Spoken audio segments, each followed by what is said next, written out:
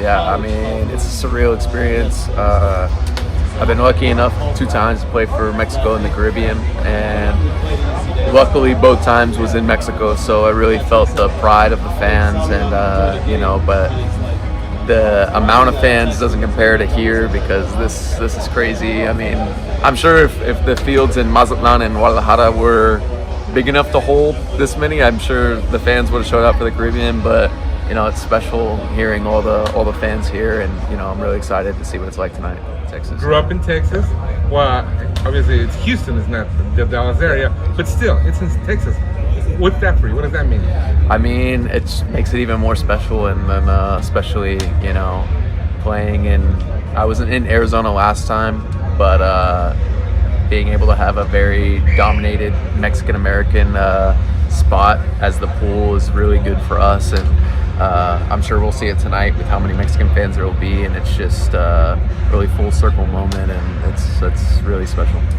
Yeah, I mean, I think this team is gonna have success and had success last time because of how positive the clubhouse is, and it's a credit to the coaching staff and honestly the fans. They give a really good atmosphere, and I think all the players just feed off it, and just all these players' pride and wanting to win for Mexico it really shows on the field and in the clubhouse, and they really want to do it for them.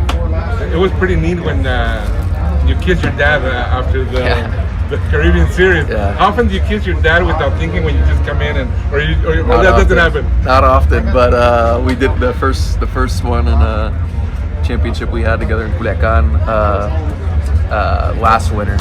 The fans were chanting for him to kiss me on the cheek, and I let him kiss me on the cheek, and then I just was messing around with him after. And so then when we beat Culiacan again last winter, or this past winter, I kissed him on the cheek, and so then the Caribbean series we both kissed the trophy. It's just, hopefully it's a tradition every year, but just something fun for the fans. What's this journey been like to you, and not even playing pro? What's the journey has been for you since playing in Little League or T-ball? Yeah, I mean, it's been long.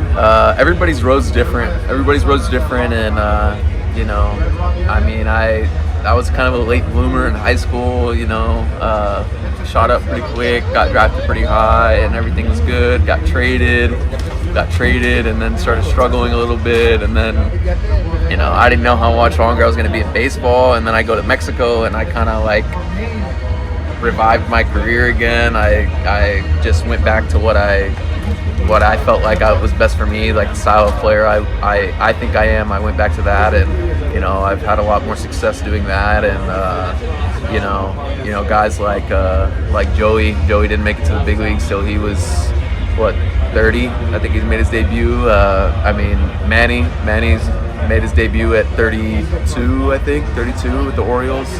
Everybody's journey's different, and then you got guys like Nacho made his debut at 20 years old. It's including my dad. My dad made his debut at 20, and if you ask him, he would have said, I wish I would have made it later. I didn't feel like I was ready. So everyone's different, and that's what I still want to play in the big leagues one day, and so I'm just going to try to pick the brains of guys in the clubhouse, and whatever little information they can give me and to help me, I'll try to take advantage of it.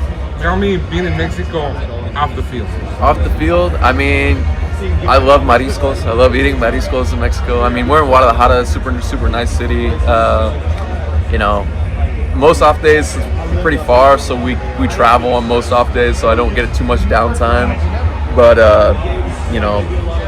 going to Andares or Midtown just to hang out, it's a lot of fun. I enjoy Mexico. The people really embrace me a lot, and it's a very fun place to play. Cool stuff, man. And what do you tell your Mexican fans? Just thank you, Viva Mexico, and let's do this.